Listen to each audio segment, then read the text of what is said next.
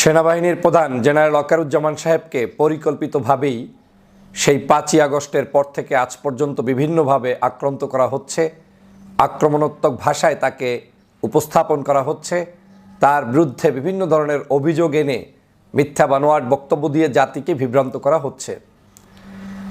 General Wakeruzzaman ৫ই August আমাদের বাংলাদেশের জন্য, বাংলাদেশের জনগণের জন্য একটি নতুন সূচনা তৈরি করার সুযোগ করে দিয়েছিলেন। তার সহযোগিতার মধ্য দিয়ে, তার হাতের মাধ্যমেই আমরা আমাদের ছাত্র জনতার এই বিজয়টাকে, সিপাহী ছাত্র জনতা ঐক্যবদ্ধভাবে বিজয় অর্জন করেছিলাম। আমি সে কারণে জেনারেল ওয়াকারুজ্জামান সাহেবের প্রতি কৃতজ্ঞতা পোষণ করছি। এই বিজয়টা কোনোদিন পার্শ্ববর্তী দেশ ভারত সে মেনে নিতে পারেনি।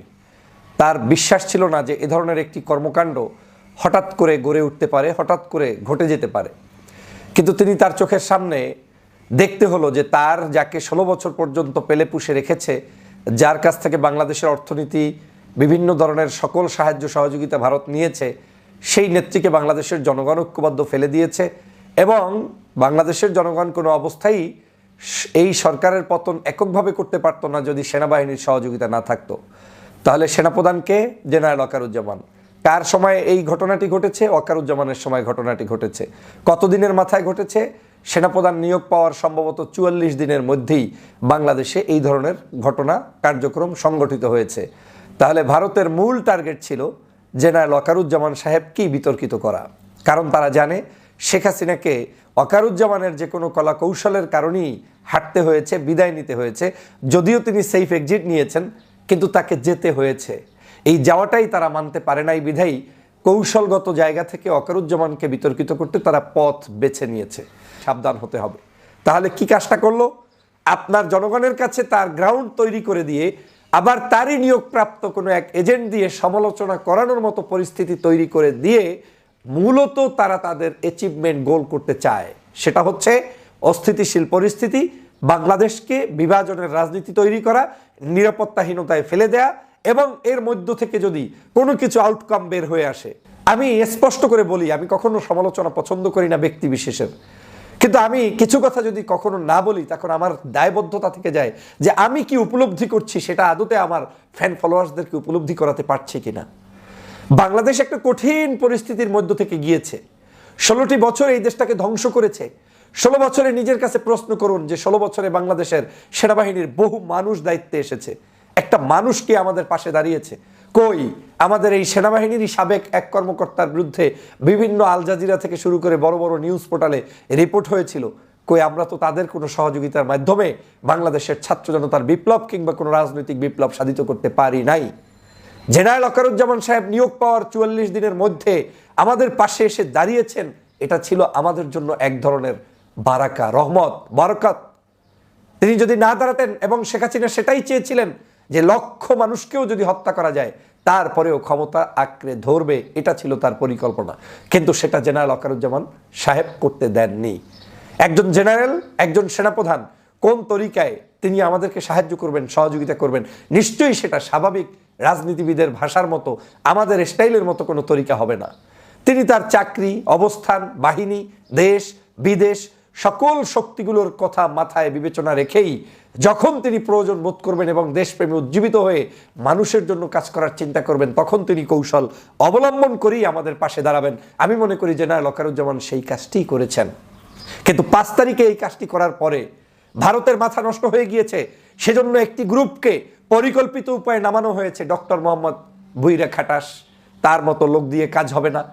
তখন যখন তাদেরকে দিয়ে কিছু করতে পারলো না, তখন আবার নতুন করে উপদেষ্টাদের কিছু প্রশংসা করা শুরু হলো, নতুনদের কিছু প্রশংসা করা শুরু হলো, আবার প্রথম দিকে নতুনদেরকে বাস দেওয়া শুরু হলো, প্রথম দিকে নতুনদেরকে একেবারে ধোলাই দিয়ে শেষ করে দেওয়া হলো। এক বাক্যে বিতর্কের প্রত্যেকটা স্টেজ কিন্তু তারা পরিকল্পিতভাবে ভারত এই জায়গায় মাঠে ময়দানে নেমে সফলতার দ্বারপ্রান্তে যাওয়ার জন্য ট্রাই করছে। কখনো তারা উপদেষ্টাদের সমালোচনা করার মাধ্যমে, আবার মাঝে মাঝে সরকারের মধ্যে ছাত্রদের যারা নেতৃত্বে আছে তাদেরকে একটু পুশ পাম্পিং দেওয়ার চেষ্টা করা হচ্ছে, আবার তাদেরও সমালোচনা করা হয়েছে।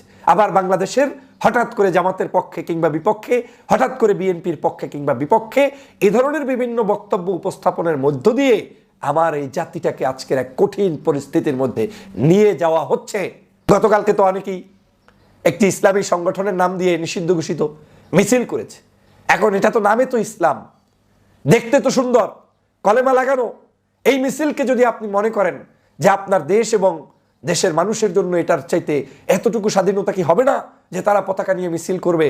কিন্তু এই পতাকার মিছিলটাও যে দেশের জন্য কঠিন এবং খারাপ হতে পারে সেটা তো আপনাকে বিবেচনা করেই পথ চলতে হবে, আপনাকে বুঝেই পথ চলতে হবে।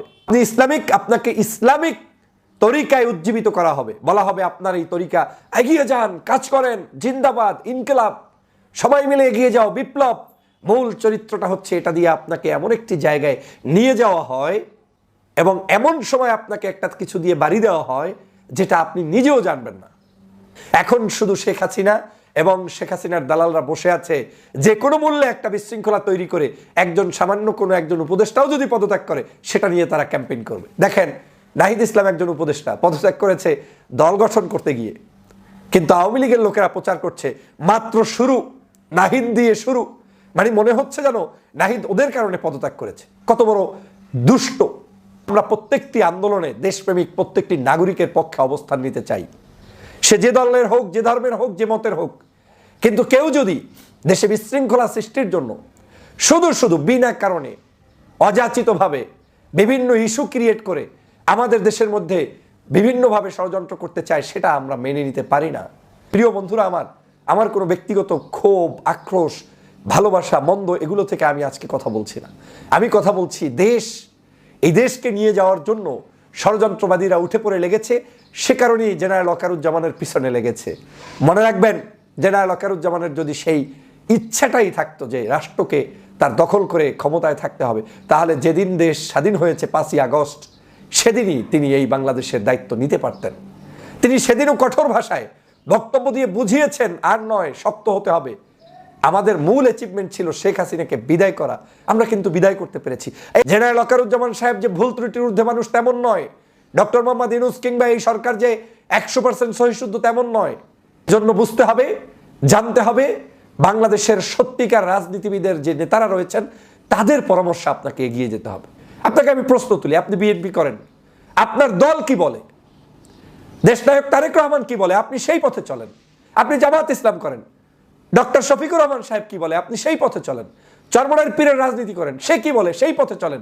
মুরব্বিহীন আপনি থার্ড কোনো একটি অ্যাঙ্গেল থেকে কেউ কিছু বলল আর সেখান থেকে আপনি পথ চলা শুরু করে দেশকে বিশৃঙ্খল করবেন এবং পরিস্থিতি গোলাটে করবেন, কখনোই কাম্য নয়। পার্শ্ববর্তী দেশ তার এজেন্সি দিয়ে কাজ করে, সেই অ্যাঙ্গেলেরই কাজ হচ্ছে এগুলো। জেনারেল ওয়াকারুজ্জামান সাহেবকে বিতর্কিত করে মূলত ফায়দা লুটা হচ্ছে বাংলাদেশকে অস্থিতিশীল করা, আর কিচ্ছু না।